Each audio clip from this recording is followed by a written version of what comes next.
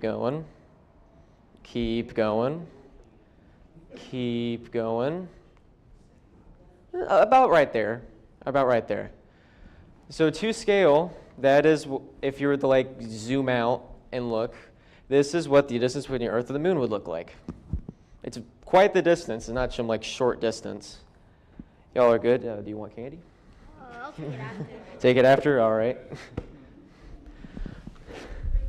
Does she want candy? Do you want any treats? There's a bag full of stuff in there. All right, you'll wait. All right. Then we're going to zoom out even more. This is Mars. I think that's pretty obvious. Taken by the mission Maven, which unfortunately that probe died recently. On my notes, I have it somewhere. Actually, no, I put it on the slide here. Okay. On average, the distance between Earth and Mars is 140 million miles away. That's quite the difference. That's on average. Sometimes it's way further. We're going to zoom out even more. The sun. Does anyone know the distance between the Earth and the sun? 93 million miles. Correct. We're going to zoom out even further. This is also another very famous picture. It's taken by Cassini. This is titled "The Day Earth Smiled." And believe it or not, Earth is in this photo. You might, I'm not sure if you can really see it. The arrow might be too small. Yeah, it's too small. Well, there's a little white dot. It's about 4 pixels big. And that is Earth, taken from Saturn, which is 900 million miles away. We're going to zoom out even more. This is Pluto, taken by New Horizons in 2015. Now, this is another really big jump. The distance between Earth and Pluto is 2.2 billion miles away. We're getting really further out to the outer parts of the solar system. And I just want to address something. If you all watched Mickey Mouse as a kid, you might realize that there's a very iconic character on the surface of Pluto, which they're both the same name. And we'll keep going. This is probably the most famous picture taken by NASA. The pale blue dot, taken on Valentine's Day of 1990. Earth is in this photo. I think you can definitely see the dot. There's an arrow. That is Earth. Every thought we've had, everything we've invented, everything that Jesus did in the Gospels is on that little dot in this picture. And this is from Earth, 3.7 billion miles away. We're going to keep zooming out to the edge of the solar system. That's called the helopause or heliosphere. They're basically the same thing. And the distance between the Earth and the heliosphere is 12 billion miles away. And that's the edge of the solar system. We're going to start zooming out a lot faster now. This is the Alpha Centauri system. This is a very unique, it's a triple star system. There's 2 smaller stars orbiting a bigger star. And this is the closest star besides the sun to our solar system. And the distance between it is 4.2 light years away. But how big is a light year exactly? I'm not sure if many people know this. Well, a little 5.8 trillion miles. But we're going to put that to scale. I need more volunteers to come up and hold up some props for me. Anyone want to do that? She can because she stood up. All right. The penny and a P. Okay. Bear with me here.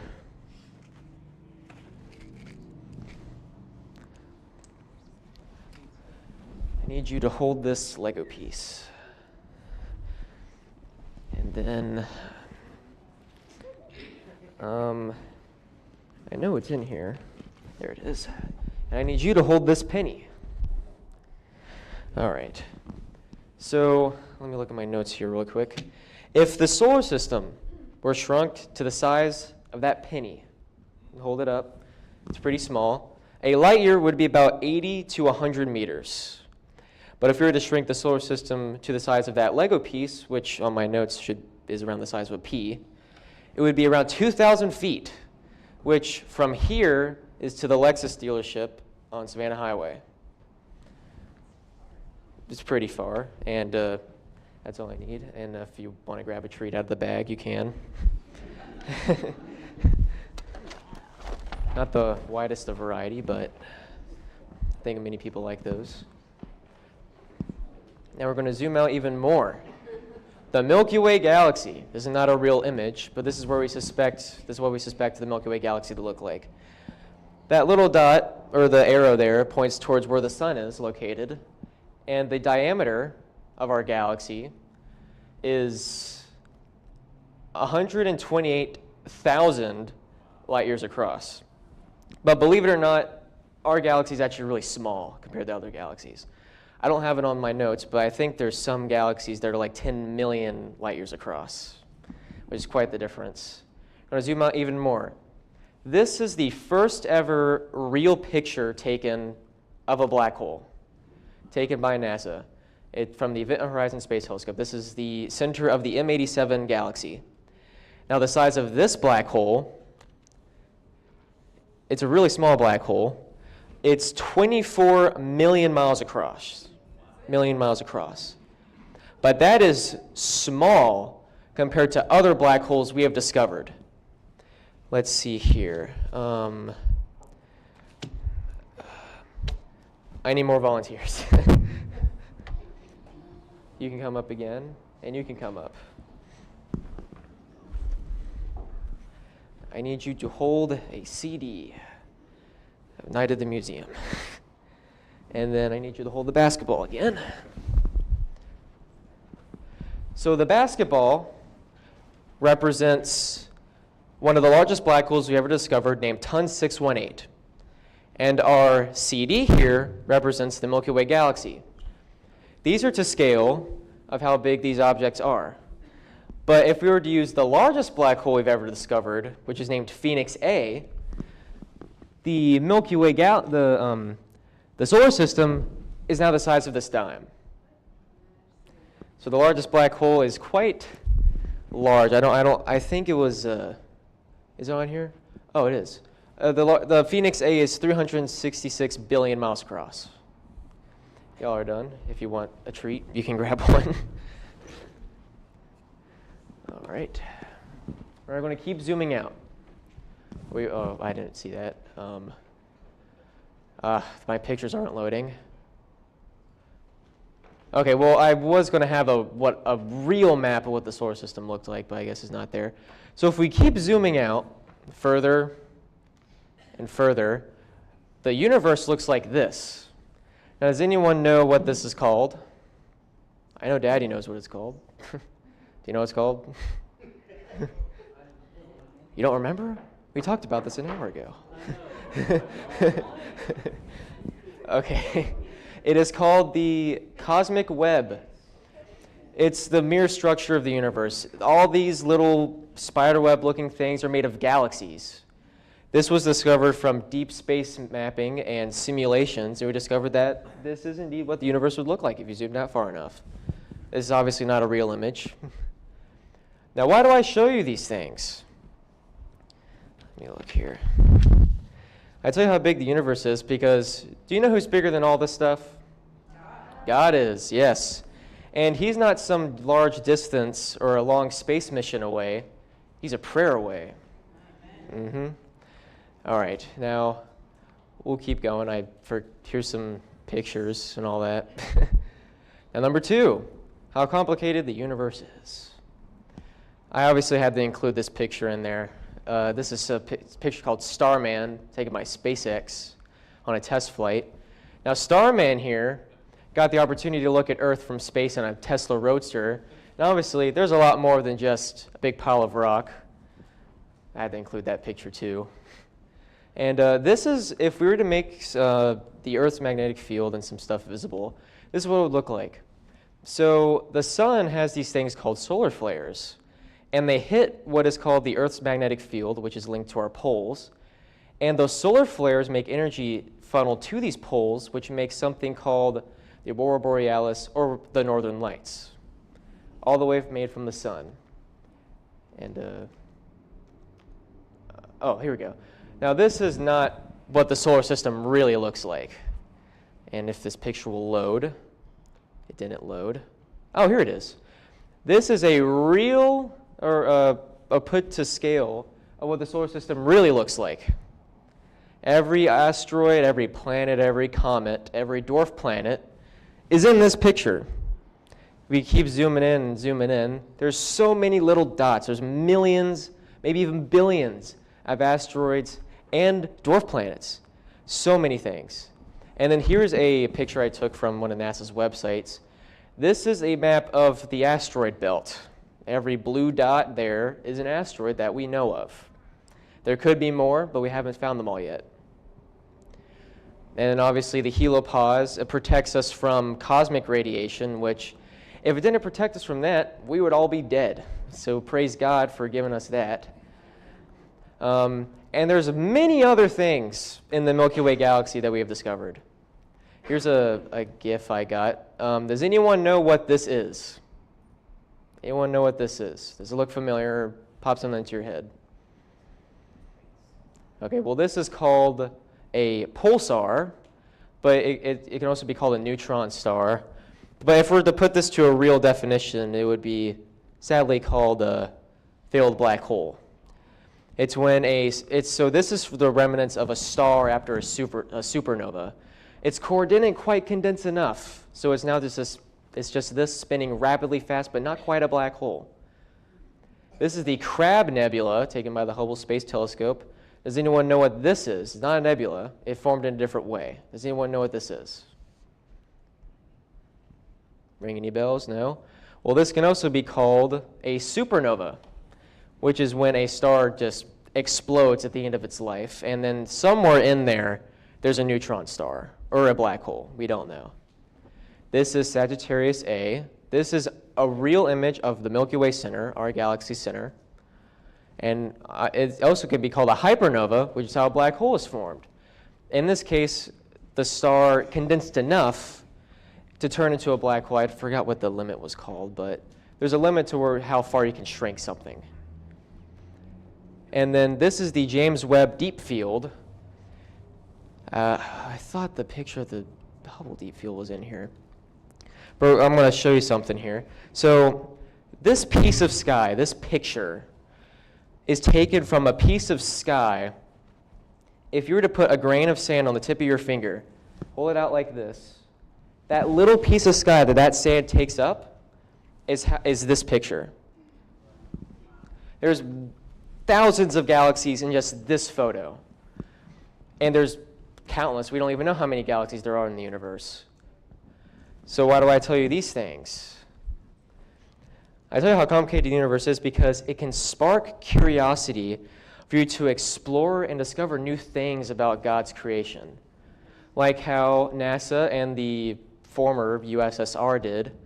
That is a picture from Mars. That's the space mission that got me interested in space, the Perseverance rover.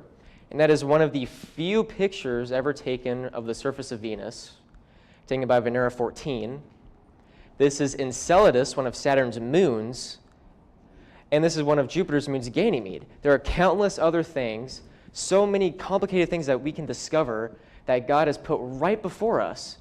And we got so curious at one point that we did this. 5%. 185. 75 feet. Starts looking good. Down a half. 6 forward. We need captions. 60 seconds. Lights on. 6. Down 2.5. Forward. Forward. That's 40 feet down 2.5. Picking up some dust. 30 feet, 2.5 down. Straight shadow. 4 forward. 4 forward. Drift into the right a little. 6. Down a half. 30 seconds. Forward. Good. 6. Contact light. Okay, engine stop. ACA at a descent. Post control both auto. Descent engine command override off. Engine arm off. 413 is in. We copy you down, Eagle. Houston, Tranquility Base here. The Eagle has landed. Roger, Tranquility. We copy you on the ground. You got a bunch of guys about to turn blue. We're breathing again. Thanks a lot. Thank you. That's right. We got so curious that in 1969 we sent humans to our very moon to investigate how complicated the universe is. And there's a picture of a Buzz Aldrin on the surface of the moon, and I forgot what that thing is called, that flag. It's not the American flag, it's something different. And then this is a picture from Gemini 4. This is before Apollo 11, of the first ever spacewalk. First time an astronaut ever left their spacecraft in space. And then soon to be, that date is incorrect, I forgot to change that. We will be sending more people to the moon aboard Artemis 2 to do the exact same thing we did in 1969, but in this case, we're going to build a base there to where humans can stay there.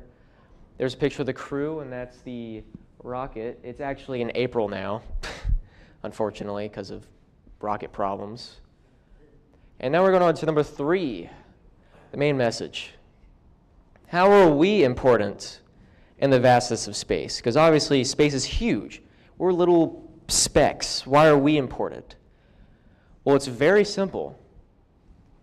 Out of all the planets, out of all the galaxies, out of everything in the universe, you know what God took time and thought about to make? He decided to make you and me. And everything on this earth, every person on this planet, he thought about and decided to make. And he dearly loves you. He loves you more than everything in the universe. You can all show the glory of God through space, as Psalms 19:1 says. You just need the courage to try. And you know what? He has the whole world in his hands. He has you in his hands. He has the entire universe in his hands. He has all of you, all of us on the good earth. Oh, my slide's not there. Hold on. We'll go back to that. We need captions for that.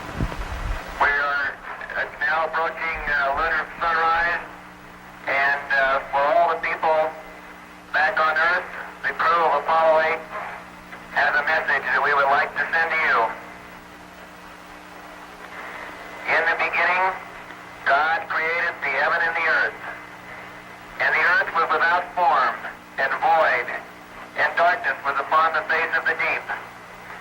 And the Spirit of God moved upon the face of the waters. And God said, "Let there be light." And there was light. And God saw the light, that it was good, and divided the light from the darkness.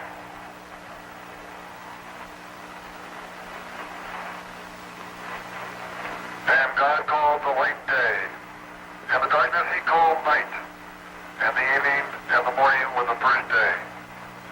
And God said, "Let there be a firmament in the midst of the waters, and let it divide the waters from the waters." And God made the firmament, and divided the waters which were under the firmament, from the waters which were above the firmament. And it was so. And God called the firmament heaven, and the evening and the morning was the second day.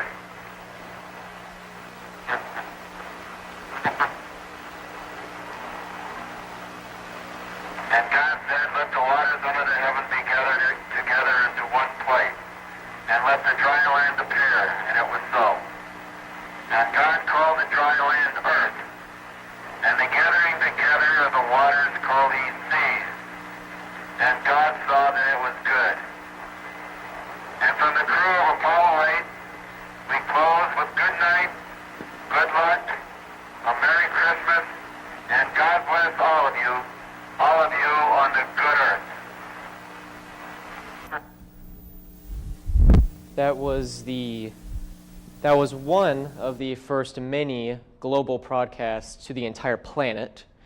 Everyone who had a TV, if they could have watched that. Millions of people saw that. It was the first time humans ever went to the moon. And they decided to show the glory of God through space. And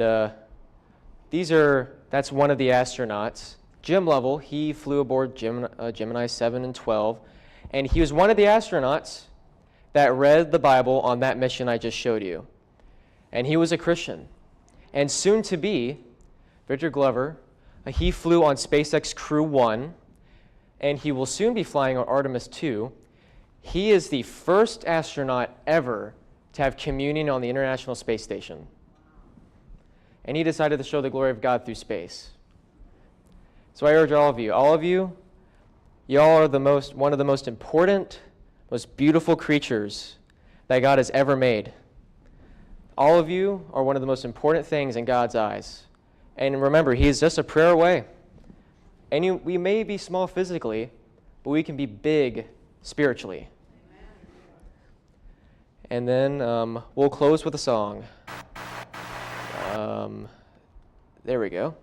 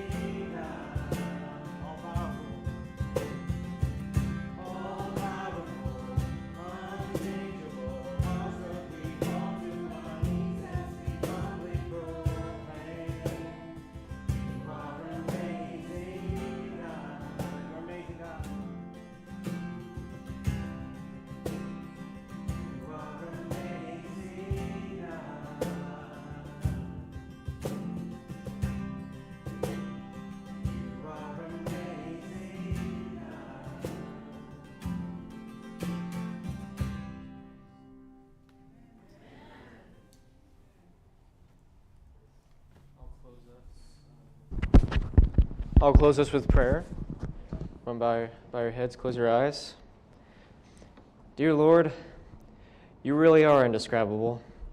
Your creation and love for us is just incredible, and we are so grateful that you decided to make us and give us a purpose on the planet you made.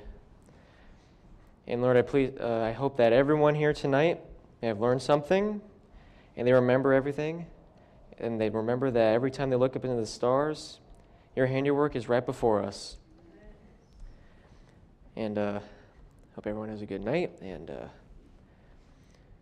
you really are indescribable, Lord. In the name of Jesus, amen.